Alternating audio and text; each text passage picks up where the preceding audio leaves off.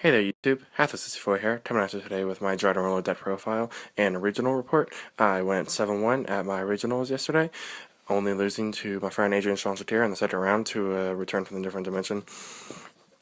The deck is a pretty standard build. It's a pure build, no blue eyes, no Dragonities, aside from Torcesta obviously. I want to throw over a few of my touch choices and my stretching just for posterity's sake. It's a 40 card deck.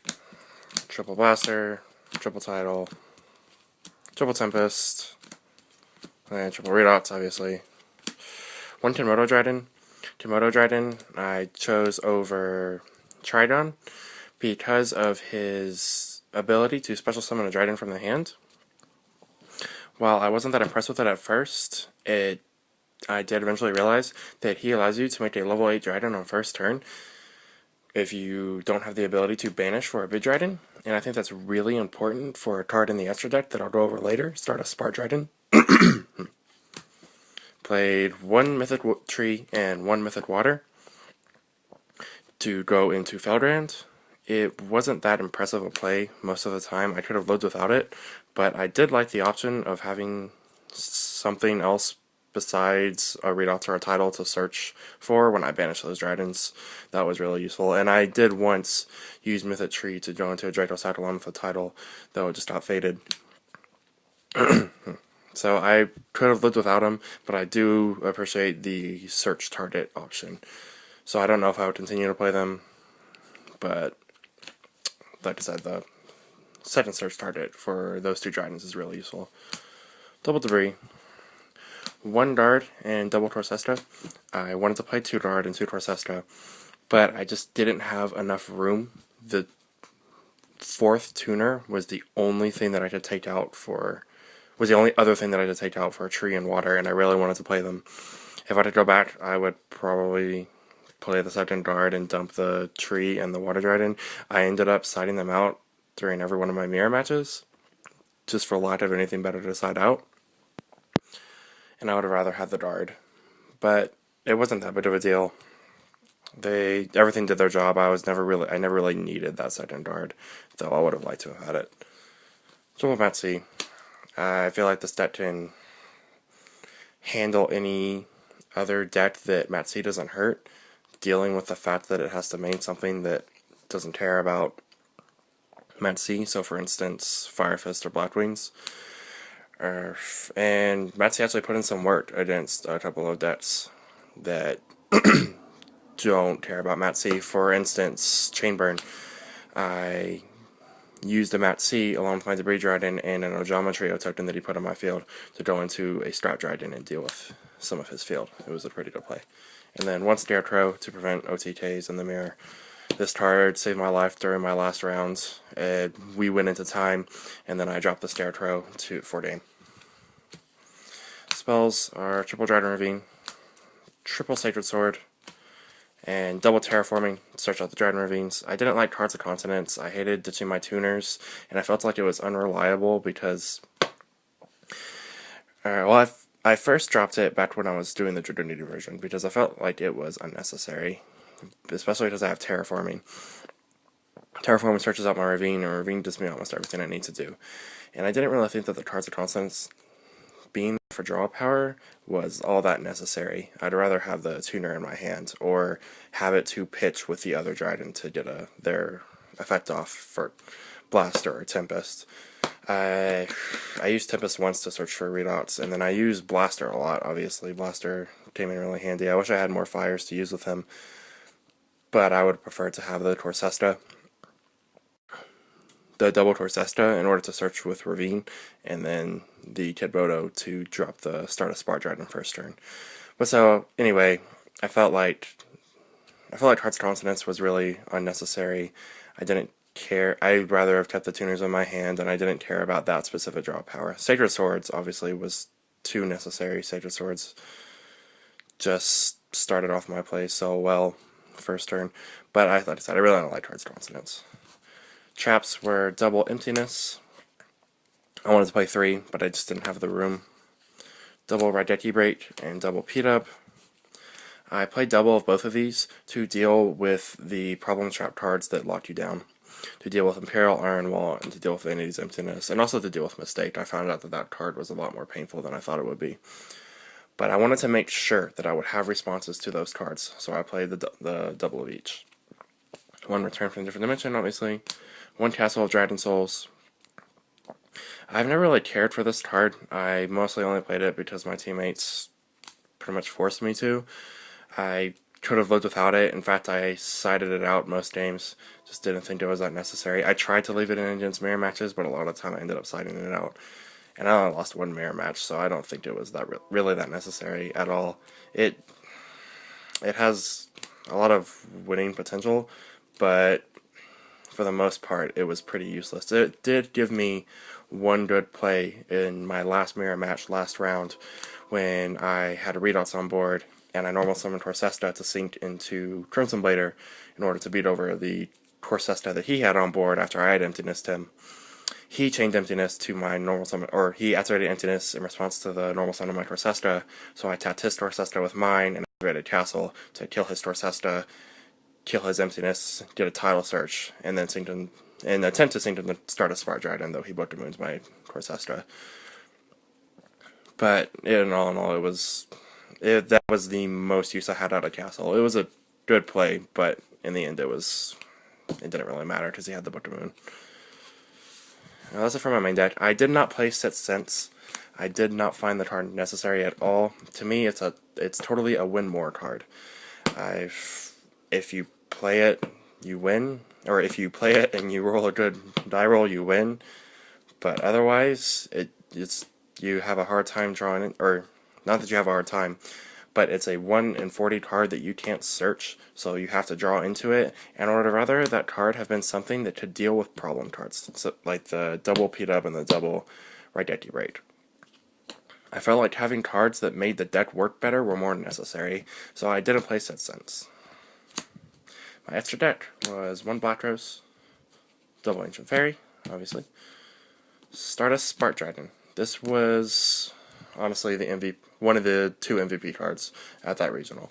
He put in so much work against so many matchups.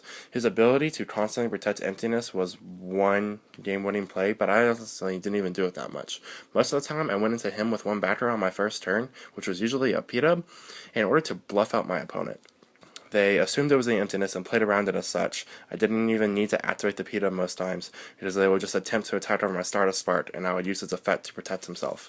Then later on, I would use the P-Dub to clear out a problem card on my opponent's board, and then start summoning monsters to push.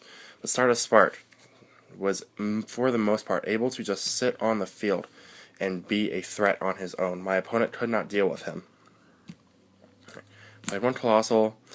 Because Stardust Spark existed, I mostly went into him, and I found Colossal Fighter to be mostly useless. I went into him a couple of times, and I ended up taking my opponent's Colossal a few times, and that was pretty useful. But Stardust Spark, overall, was a lot more useful to go into than the Colossal Fighter. I played double Scrap Dragon.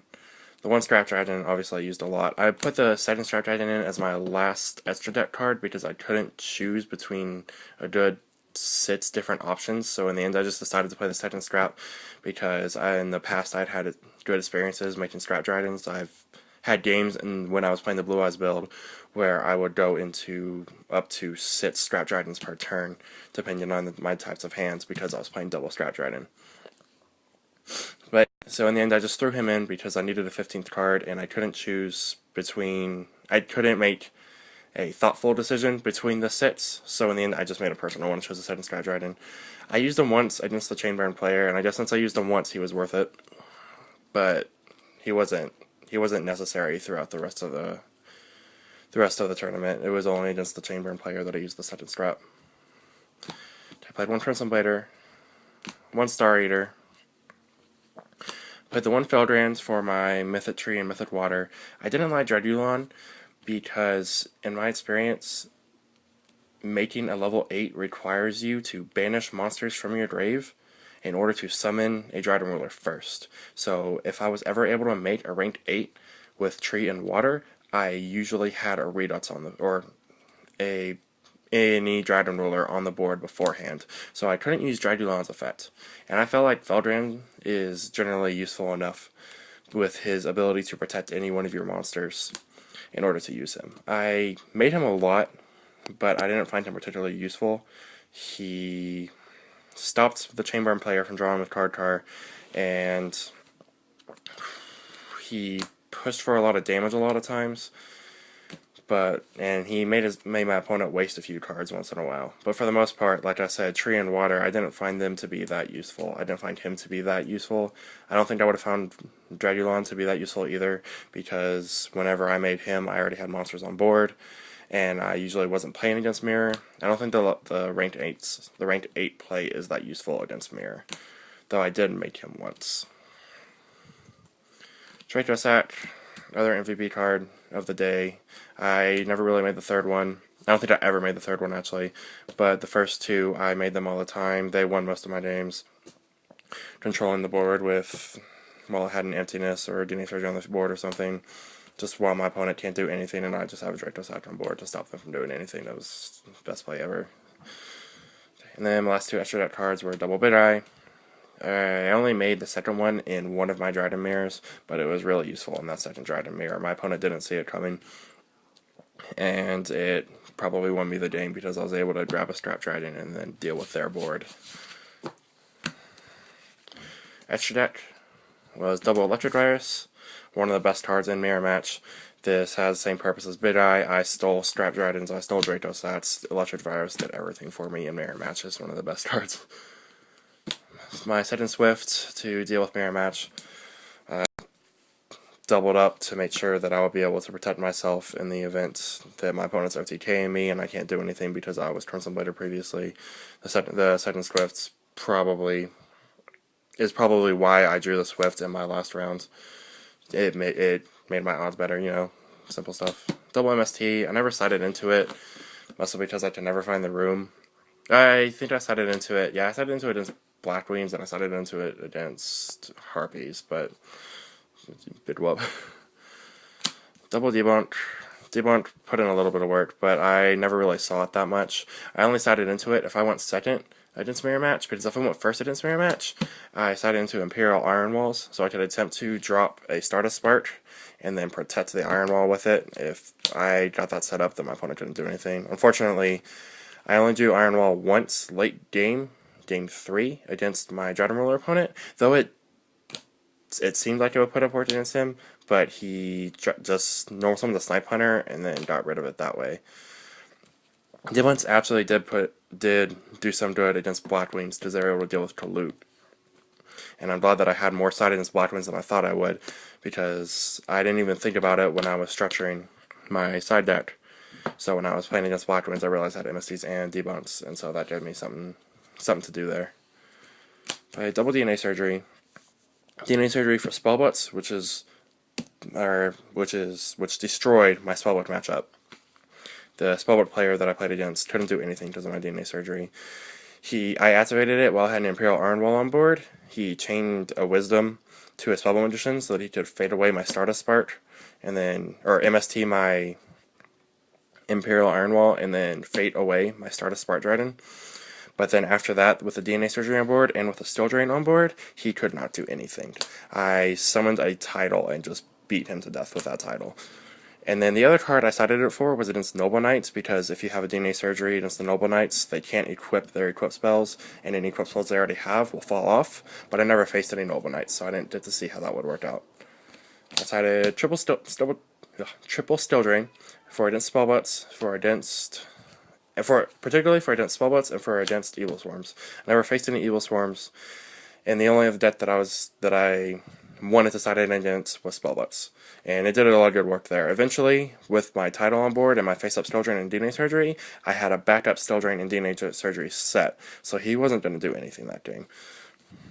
And then the last card I sided was a third Emptiness. I don't think I found the opportunity to side into this either, only because I ran out of room when I was trying to sideboard. Okay. Anyway, that's mostly everything. Like I said, I just didn't feel like Sense was that pertinent, and I preferred Kidmodo over Trigon because of his ability to drop that first turn Stardust Spark. This card right here won me the most games today. Between this and Dracossack, that won me most of my games. And yeah, like I said, best card right here. Alright, well, that's my deck profile. Thanks for watching. I'll try and post something later on, maybe a more interesting deck with a more interesting format. But for now, see y'all later.